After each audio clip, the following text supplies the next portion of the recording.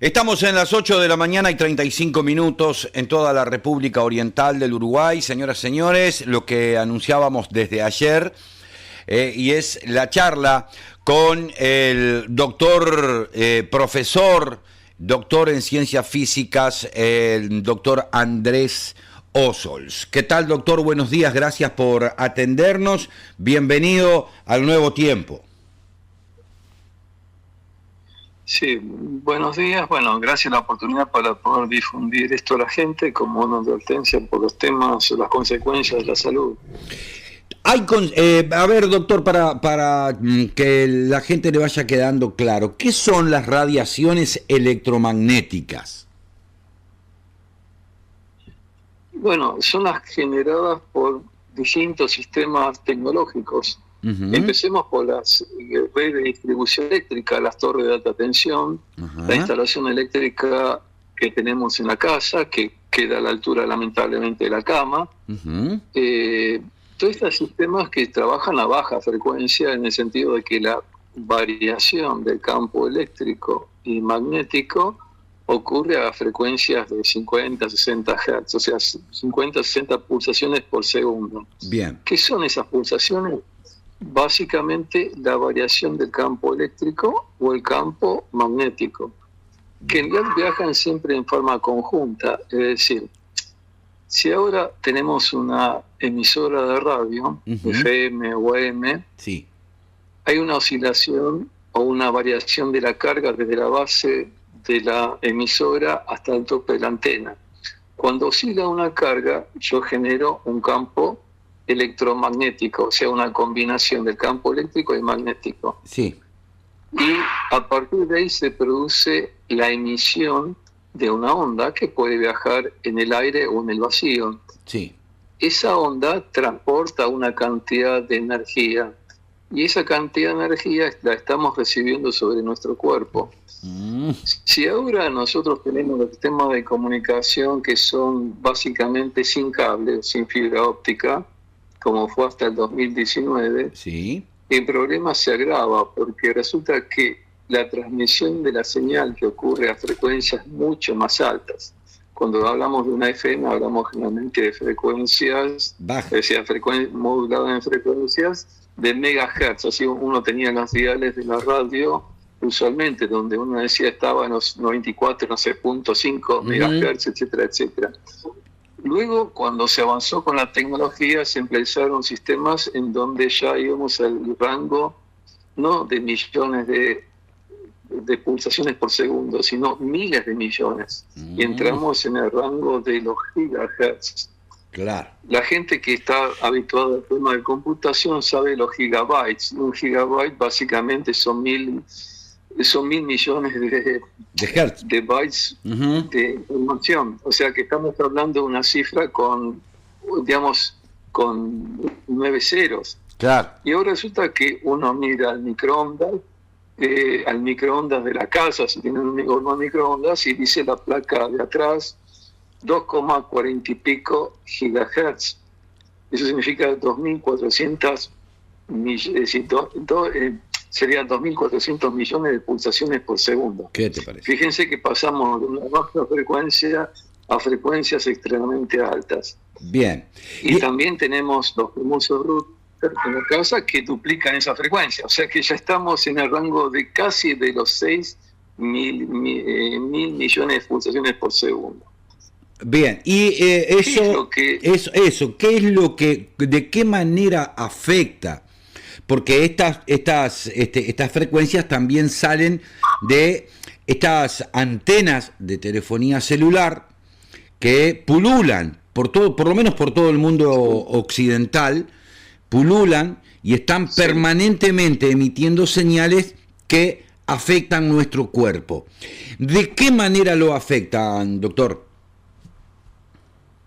Bueno, esto ocurre no solo en el mundo occidental, sino también en Oriente. Fíjense que en China fue el que desplegó la tecnología de lo que se llama quinta generación, justamente en octubre del 2019.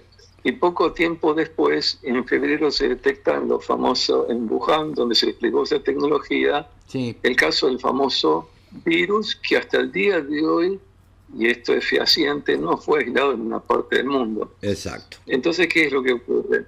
Cuando se hacían los tratamientos de la gente, aparte les advierto que ese trabajo es un trabajo fraudulento, el primero que salió publicado, y ninguno lo refutó.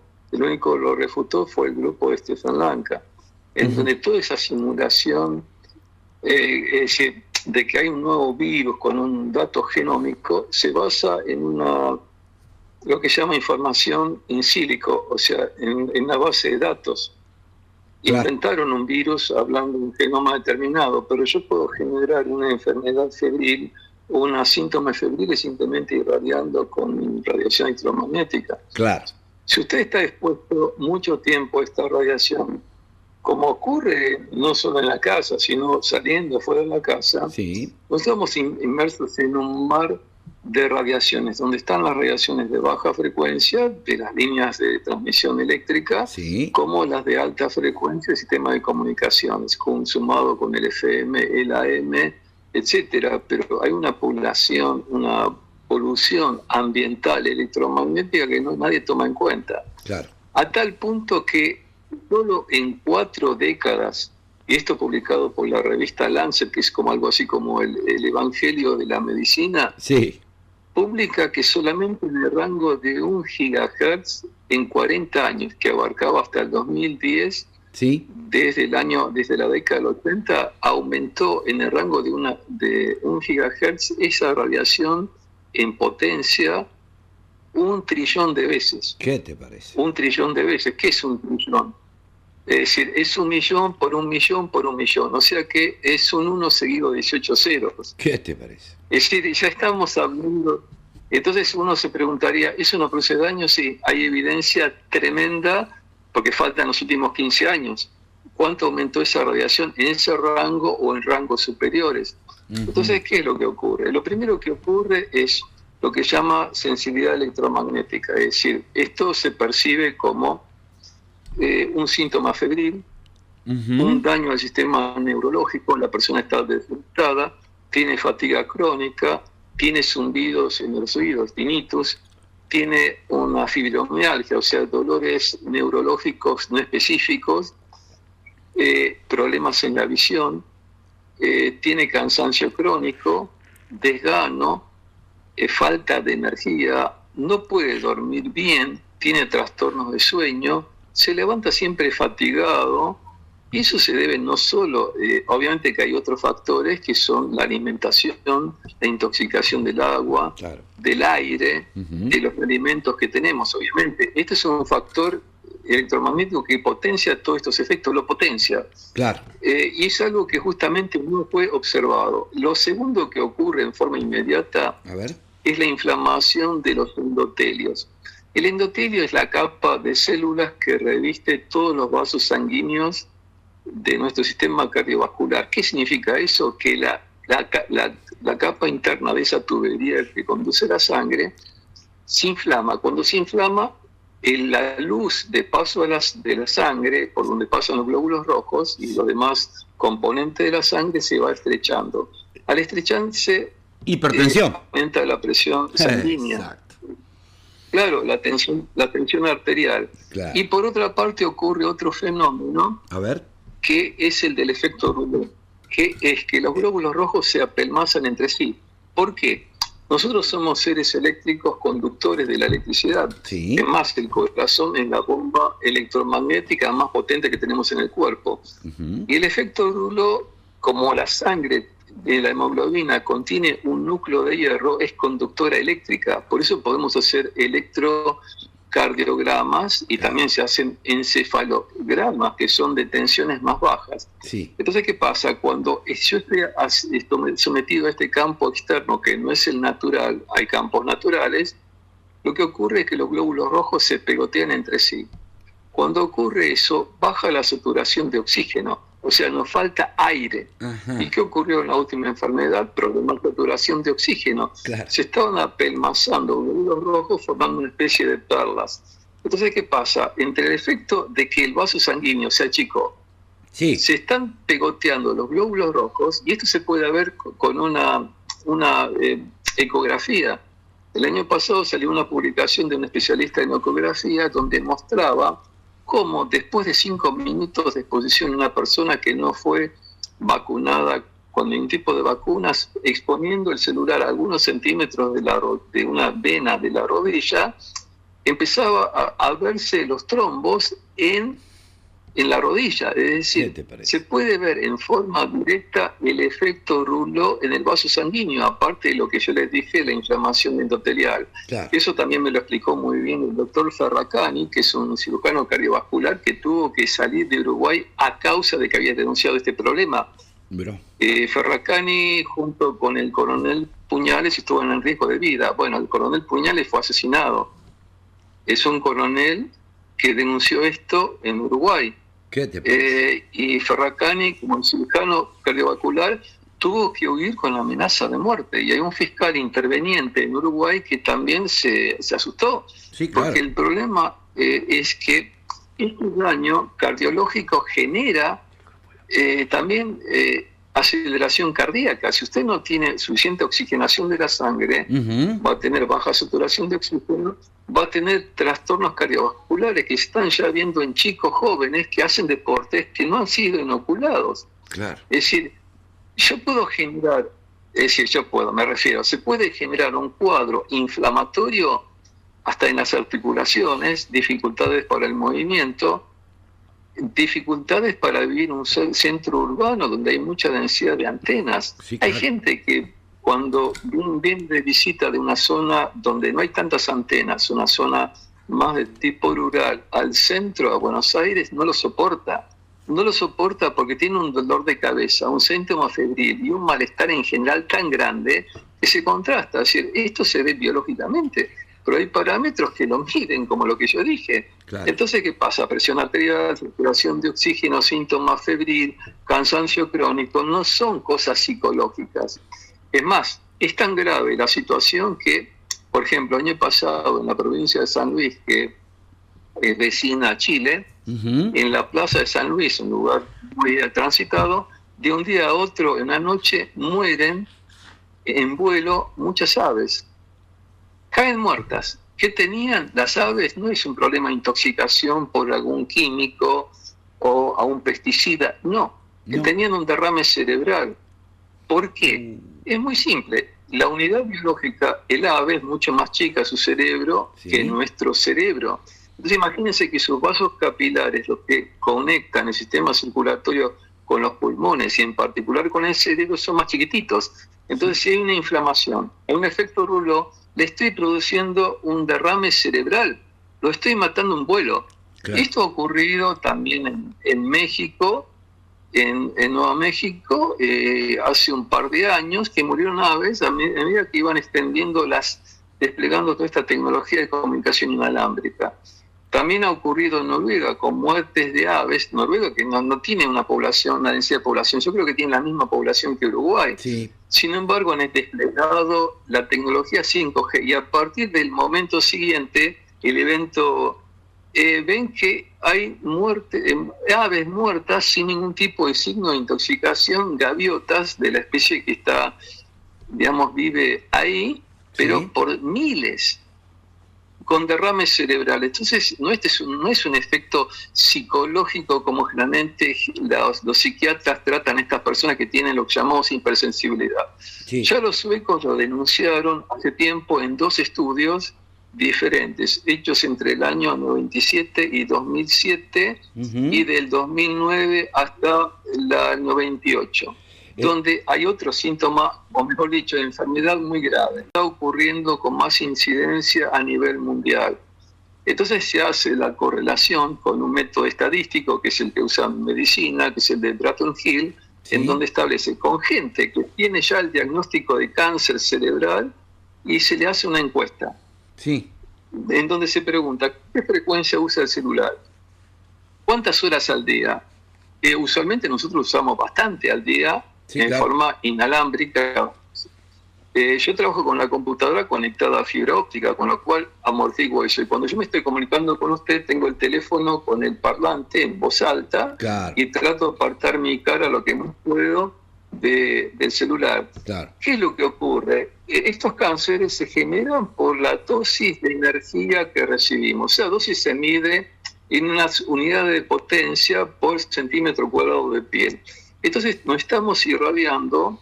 El límite establecido en la Argentina corresponde al año 96. Fíjense qué tecnología había en el año 96. Sí, claro. Aparecía la tecnología, si no recuerdo, 2G, que era para mandar un mensaje, etcétera. Mi primer teléfono celular lo compro cuando yo volví de un centro de altas energías con láseres de Estados Unidos en el 99. Claro. Y resulta que ese es un tipo de radiación, la de los láseres, como lo del microondas, que llaman no ionizantes. Esa palabra es un abuso de carga, porque ¿qué pasa? El otro tema que ocurre es que este exceso de radiaciones genera un desbalance de lo que llamamos radicales oxidativos. ¿Qué son radicales oxidativas? A ver. Son moléculas de tipo orgánica o átomos, metales, que quedan con carga positiva. Sí. Esa carga positiva en exceso genera un estrés, lo que se llama estrés oxidativo. Y su exceso genera un mecanismo secundario por el cual yo puedo romper la cadena de ADN. Yo mismo, que vengo del área nuclear en la década del 80, yo trabajé con la Comisión de Energía Atómica. Sí. Nunca fui muy convencido de lo que estaba haciendo. Estaba haciendo un sistema híbrido de energía sustentable, pero tenía que usar radioisótopos para una etapa para acelerar el proceso. Entonces, ¿qué pasaba? Este tipo de mecanismo que yo pensaba de rotura del ADN lo atribuía a lo que llamamos radiación ionizante, la que utilizan en medicina nuclear, que es irradiar con radiación gamma, radiación X, lo que se llama radioterapia. Sí. Y eso produce la rotura de la cadena por el nivel de energía que estoy usando. Pero se descubrió en la década del 10, me refiero al 2010, en la Universidad de Penn de Estados Unidos, que esto mismo lo puedo producir con un mecanismo en 2 etapas. A ver. La primera etapa es ionizar el agua que hay dentro del cuerpo y generar este exceso de radicales libres, donde estas cargas positivas invaden a la célula, en particular los iones de calcio, y hay en la membrana o en la cubierta de cada célula una especie de válvulas, como las válvulas electromagnéticas, que se abren o cierran de acuerdo a un potencial. Claro. Cuando yo varío el campo eléctrico por encima del normal, sin ningún dispositivo eléctrico, en un 20, un 30%, yo abro esa válvula y dejo la entrada de los iones de calcio. El ion de calcio en exceso, ¿qué lo produce? Primero, la muerte celular, porque yo estoy atacando a las mitocondrias, que son pequeños organitos por miles dentro de las células del corazón, del cerebro, y dejo de producir energía. Al no producir energía, no tengo alimento para la célula y la célula muere por apoptosis, o sea, se muere. Sí. Y por otra parte, estos radicales libres llegan al cromosoma, y el cromosoma sabemos que tenemos dentro del núcleo de la célula el código genético. Y resulta que este bombardeo de radicales libres, aparte del ion calcio, genera la rotura de la cadena del ADN. Y una vez ocurrido eso, es normal que aparezca un cáncer, porque hay un daño génico. Claro. Peor aún, un ejemplo muy cruel. A ver. Las primeras clases que uno recibe de radioquímica hablan del efecto sobre las células madre en un niño, en un embrión que se está formándose, un niño que se está gestando. Sí. El niño, cuando nace, tiene un montón de células madre que luego se especializan en cualquier tipo de célula para el corazón, el cerebro, los músculos, todo lo que integra el organismo formado.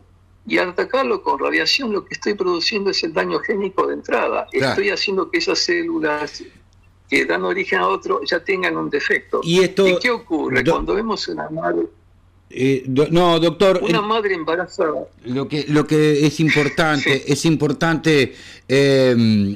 importante decirle a la gente, entonces, con todo esto uno entiende la inconveniencia de que las antenas de telefonía de gran potencia como tenemos ahora, como pululan ahora, estén en un predio de una escuela, doctor. Por ejemplo. Sí, exactamente. Claro, por ejemplo, hay un ejemplo en Santa Fe. Hay una pareja joven que es también periodista y madre investigadora. Me hace una entrevista la semana pasada. Hizo los deberes. Había formulado una serie de preguntas. Y resulta que me dice, yo a mis chicos los he sacado del colegio. Sí. Que son de edades, tiene 3 varoncitos. Algunos de edad del colegio escolar, de edad escolar, y la otra del colegio secundario. Lo sacó del colegio por la amenaza de las famosas vacunas. Decidieron los 2 padres criarlos por su cuenta. Pero ¿qué pasaba? El lugar donde se mudaron está en el patio trasero de un conjunto de colegios, donde instalaron en el predio una antena tremenda. ¿Qué es lo que ocurre? Ellos venían de una zona no con tantas antenas, y cuando compran el lugar, sí. Los chicos al poco tiempo tienen problemas cardiovasculares, tienen arritmias, cuando ellos hacen deportes y una vida sana, claro, donde ellos mismos preparan la comida, evitan las comidas ultraprocesadas, sí. Y empiezan a tener arritmias. Y claro, uno diría al cardíaco, no, tendrá un problema génico. No es un problema génico. Están sufriendo el embate de las dosis de radiación por los efectos que ya les dije. Sí, claro. Y en chicos jóvenes es inusual. Peor aún, en Guadalajara, para hacer otro ejemplo, aparecen casos de leucemia en los centros donde se cruzan la red de distribución eléctrica con la posición de antenas. La mayor incidencia de casos de leucemia infantil, tremendo. Estoy hablando de nacimiento hasta los 14 años, sí. Es impresionante. O sea, uno superpone el mapa de distribución con el mapa donde hay más incidencia de leucemia, y es impresionante, por el mecanismo que ya le conté del daño génico. Sí, claro. Entonces tenemos cánceres, daño génico, irritación del sistema cardiovascular, y además como estamos dañando la microbiota del intestino. Y en el intestino hay bacterias que van muriendo, que contribuyen al sistema digestivo. Entonces, ¿qué pasa? Si estamos dañando la microbiota intestinal, nuestro sistema inmunológico se va debilitando. Y a su vez hay un daño neurológico. Fíjense que la gente está usando con más frecuencia estos audífonos inalámbricos. Claro. Es una locura, porque por más que yo tenga el teléfono celular dentro de la cartera o un portafolio, está emitiendo ese celular la señal al receptor, que es el auricular, y el auricular, claro, de por sí emite la señal a través de un emisor. Sí. Está dentro del auricular, de tal forma que estoy inyectando directamente al cerebro en forma muy directa la señal electromagnética. Entonces, la densidad de energía que se mide en microvatios por centímetro cuadrado puede superar por lejos el límite establecido en el año 96. Entonces, ¿qué pasa? Esto es una cuestión ya de dosis acumulada, así como hay dosis acumuladas de radiación de X gamma. Sí. Esto es lo mismo. Pero también hablamos, doctor, de un problema de salud pública. Obviamente, ¿no? Claro, pero esto los entes reguladores de telecomunicaciones no quieren escuchar. No. Se intentó varias veces y se entregaron notas por mesa de entrada al NECOM, que es el ente regulador de telecomunicaciones en Argentina, y sin embargo no hace caso. Es más, ni siquiera saben lo que se trata de una célula. Ellos hablan de tecnología, los beneficios que hay, y actualmente en la Argentina hay una vía libre, y aparece en el boletín oficial, de la cesión de anchos de banda y fomentar todo lo que es inalámbrico, cuando lo mismo se puede hacer con fibra óptica y en forma más eficiente. Claro. No es necesario irradiar a medio planeta para poder comunicarnos. Es más, hay que recordarle a la gente que la comunicación entre Europa y, por ejemplo, Argentina ocurre por las Toninas, que es una zona balnearia con un cable submarino. Claro. ¿Cuál es el problema de la comunicación? No se necesitan tantos satélites para irradiar todo el ambiente con esta tecnología.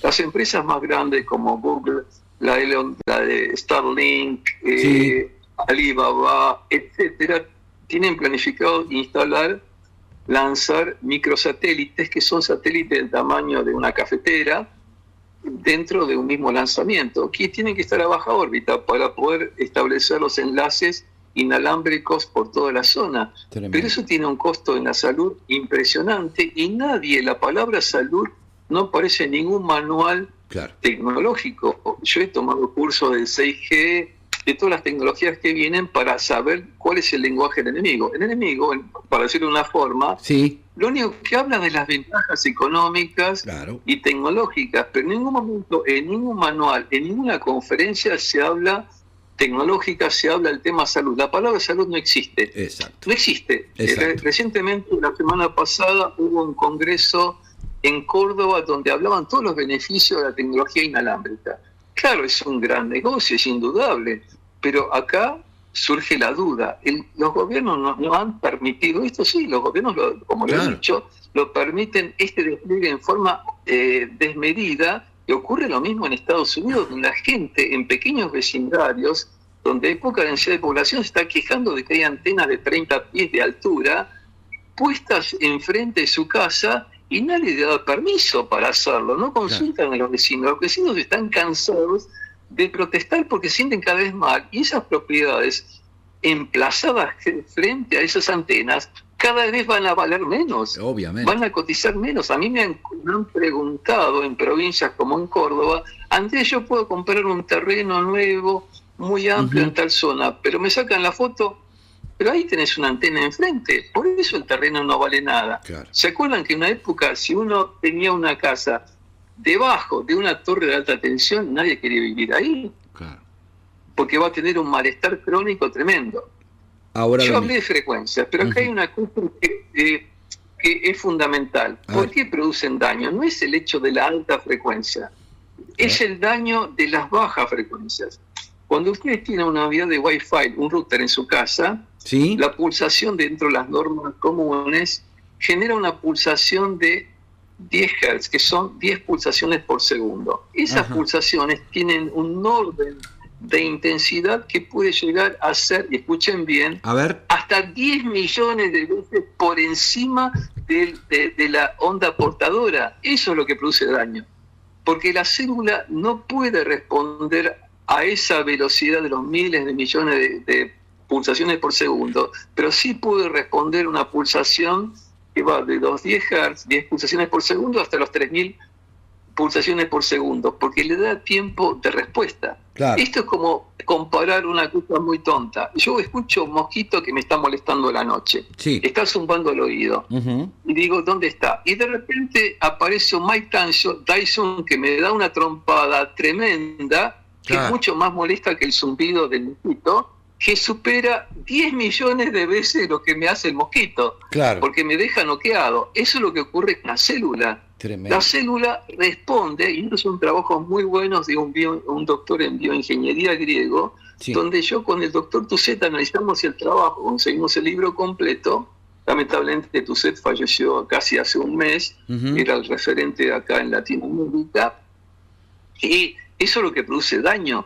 Yo con variar, como dije, un poco, un 20, un 30% el potencial de esas válvulas reguladas por tensión sobre la membrana, o mejor dicho, la pared de la célula, dejo paso a la entrada libre del asaltante, que es el ion calcio y otros iones. Entonces yo estoy generando un daño por intoxicación tremendo, generado por estos radicales, promovido por la radiación electromagnética, y nadie lo toma en cuenta. Nadie. Lo que realmente es el primero que lo delató esto en un trabajo que le permitieron publicar, porque hay una censura en ciencia, que ustedes por ahí no lo sabrán, de todo lo que pone en duda el relato oficial es censurado. El doctor Ferracani no está actualmente bien de salud, y es el primero que publicó en Latinoamérica la correlación entre la famosa enfermedad y el síndrome de inflamación de los endotelios, y que producía justamente los mismos síntomas, lo que le conté al principio. Sí, claro. Y después aparecieron 4 trabajos más de esto. Entonces yo puedo generar un síndrome inflamatorio, un síndrome febril y la gente del gobierno dirá, apareció otro patógeno. Apareció un virus, es lo primero que dice. Hay que vacunar, apareció un virus. Lo primero que dice. Ahí está. Claro, apareció un nuevo virus, cuando tienen identificado. O sea, esto no es una teoría conspiranoica, es decir, está la evidencia clínica que nadie quiere escuchar. Exacto. Es más, la Fundación Kennedy, los Children's Defense, presentó en el 2022, escuchen bien, 11.000 páginas de referencia bibliográficas, 11.000 páginas el ente regulatorio de Estados Unidos, que nunca respondió. Y están en juicio todavía. Sí, claro. 11.000 páginas de referencias bibliográficas en 27 volúmenes. Entonces díganme si no hay referencia bibliográfica que comprueben la seguridad de esto. Sí. Doctor, se nos fue el tiempo. Ha sido, la verdad, que bien instructivo, muy enriquecedora esta charla. Una gana de seguir charlando, pero bueno, tenemos que cumplir con los horarios.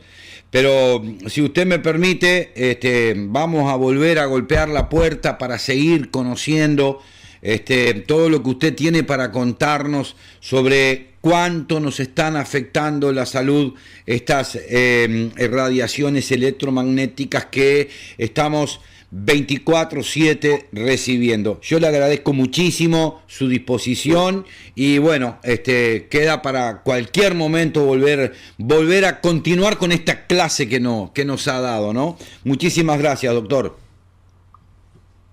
Bueno, gracias a ustedes. Gracias.